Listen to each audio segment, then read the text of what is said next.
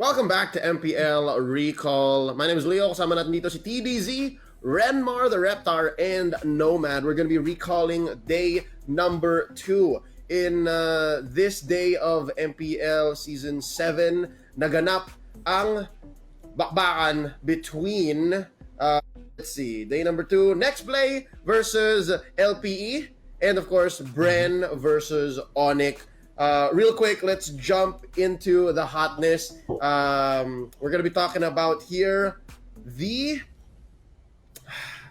new team on the block. Well, technically returning LPE, and they fought tooth and nail dahil medyo yung sitwasyon nila not ideal. If you know what I'm saying, guys, dalawa lang sa bootcamp nila via video call. You casted this game, right? Yeah. I casted it with Rockheart, and LP versus NXT was a fun series to watch. Nakumabot siya ng 3 games, and we saw the best of both worlds for both teams. We saw the best of LPE, how good they are. If you give them control, if they have the right draft, kasi yung game 1 medyo tagilid yung draft nila eh. And then we also saw the best of NXP, how they look like. If you give them an opportunity to run over you, they will run over you and make it look easy. That's what happened in game number 1. But then we also saw the weaknesses from both of these two teams. Yeah.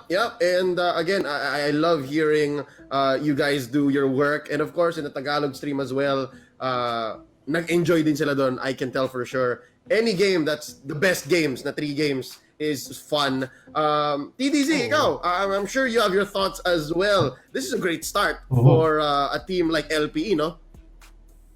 Yeah, I completely agree. Nakita mo natin yung drafting all throughout ng LPE, and also with the technicalities coming from Coach Panda. Well, we were talking about Coach Panda ever since, pero alam natin kung ano yung caliber ng pag-coach siya dito. Tingin ko, well, with the current draft, with the current yung tao, yung mga players na bumubuo ng LPE, si Aspect ang isang player na kailangan nating tignan palagi. Kumbaga, they had the opportunity sa time ng NXP, pati sa LPE. Yung first game, really in favors of NXP when it comes to drafting. Pero nung game 2, naiwanan nila si Aspect, hindi nila gaano na-check.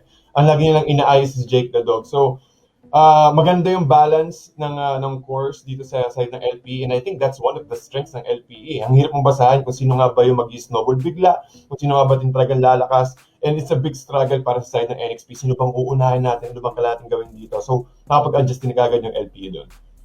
Yeah, makes me wonder now if LPE really is the team to watch this time around. Prior to day 1, ang dami nagsasabi na parang LPE is under the radar.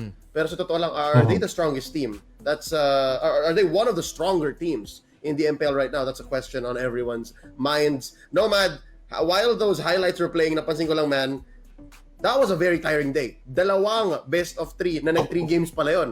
So, again, kudos to the broadcasters, kudos to the players. Walking away from this, how do you think this affects LPE, like going into the rest of the season? Well, if for the next matches that they're gonna go back into is, ideal situations na, I feel like we can see a better LPE. Kasi we've seen time and time and again na online, magkakalay mga tao, there will be delays in comms, hindi nyo masyadong ma-feeling yung synergy nyo. It's a different LPE. It's not the LPE that we want to see, kind of like what we saw during the qualifiers. And moving forward, if yung 2 members nila is, nakabalik na dun sa bootcamp nila, we might see the number 1 team. We might. Yeah, cross fingers. That's a big diba? Baka hindi na yung question mark, baka exclamation point na yan. Actually, hindi, wait lang. Week 2 or 3, if they keep winning, maybe it'll be a period. Tapos, kapag talagang week 4 or 5 later on, talagang nambabalagbag na sila, exclamation point na yan, LPE number 1 team. Looking forward to that actually happening because again, they're relatively an underdog team going into the season. So I love it when predictions and what we think initially, impressions go out the window. While the highlights were playing, we also saw the second series of the day, and that is Onyx Esports versus Bren Esports. Another 3-game series, And there we saw a realization. Maybe the world champions took it a little too easy. Maybe, just maybe. And another is, the future is here. Napaka-lakas ng batang to, si Kyrie. Alright? Also known as Full Clip from Season 6, making his debut with Blacklist International. He had amazing numbers all throughout the weekend. Let's dub this one the Kyrie Flex. Reptar, your thoughts? Oh, Onyx, man. This is nung game 1, at first I was worried for Onyx because yeah, you could really see the in terms of how they move, the hesitation, yung kaba. Wolf and I were talking about it backstage na we both nakikita mo yung kaba sa galaw ng Onyx. And people might disagree with me here, pero I feel like the best version of Bren na nakita natin this weekend was in that game 1, and you can even argue game 2 against Onyx PH. Going up against NXP, they look like a completely different team. But yeah, at the start, Bren looked really good in game number 1. It seems like, okay, Bren of old, they knew how to take control of the map. But then, Onyx, once natanggal nila yung kabado nila, man, you could really see the potential. And bakit sinasabi natin sa team for Onyx, na paper, they have the highest potential. If they are firing from all cylinders, they can take it to the world champions. And other than Kyrie being really great, who by the way played in the mid, and si Hate yung naglaro sa jungle as a carry, Hate is shining with this system right now. I mean, no offense to Execration, no offense to Hate before, pero minsan nga talaga, katulad lang ni Cortezi, katulad ni Flap, sometimes you just need the right team, the right group of people with you para mag-shine ka. And Hate in this system shines with Onyx. Yeah, and you can't rush greatness. I think it was very fortunate for Onyx that they had an off season to figure out this formula, and so far it's paying off. So far, Kyrie's getting good numbers. Hate is slowly going back into his role from when he was with Execration. So yeah, na-mention mo na, Reptar. So let's jump in on that. The point wherein, on paper, this is the best Onyx esports we've ever seen in a while, bar none. Okay, they've got young guns, they've got mechanically gifted, talented individuals, and then they have the guidance of Jay. And of course, they have their awesome coaching staff and management. Shoutouts to Boss Louie, Boss Raf, and of course, kilala nyo na yun, si 8G, tsaka si paring Rio, Gusion Lords, Lodi Cakes. TDC, ba't nga ba natin nasasabi na the strongest lineup on paper ito? And do you agree with that? Yeah, I completely agree. Iba talaga ang Onyx PH ngayon. Sa akin para sa akin, nung pinapanood ko yung larong Onyx versus Bren, ang unang iniisip ko, kaya ba nila na queenless ang Onyx? Kung sino nga ba talaga magiging main captain dito ng Onyx. But after seeing game 2, after being defeated by Bren with a very spectacular game para sa Bren side, nakita natin yung recovery. Nakita natin yung, I completely agree sa sabi ni Renmark kanina, nawala yung kaba ng Onyx dito. Talagang nag-reset sila ng mindset. Okay, kaya natin to. We've been doing this for a while. Nagkapano natin yung isa't isa at nakita natin na explosive talaga yung performance dito ng Onyx PH. Nakita natin yan before ever since. Pero ito pa yung time na nandun pa si B-Wise sa side ng Onyx. Pero ibang-iba na talaga ang Onyx ngayon. I can say that this is one of the teams that kailangan tingnan, kailangan i-focus ang. Yeah, no.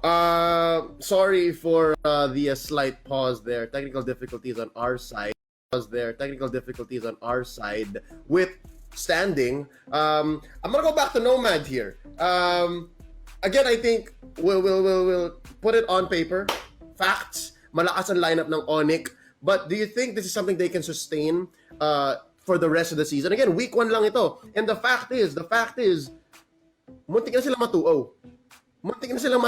Diba? But what can we learn from their performance here? What we can learn from them is that they're strong. You guys have been pointing out time and time again that they're a strong lineup. This is the strongest Onyx PH that we've seen. Pero I think this is also a statement na let's keep it down. Let's try to keep adjusting ourselves because there's still a lot more to improve on as Onyx PH.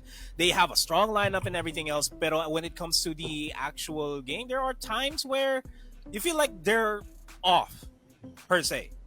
And as I say that, it's all just because it's the first week. It's their first match, technically speaking. Yeah. So the nerves are still there. Yeah. At sabi nyo, natanggalin ka ba nila midway through the series? And I think Yeah. consistency going into their next matches this coming week, that's where we would see the best Onyx PH lineup, I feel.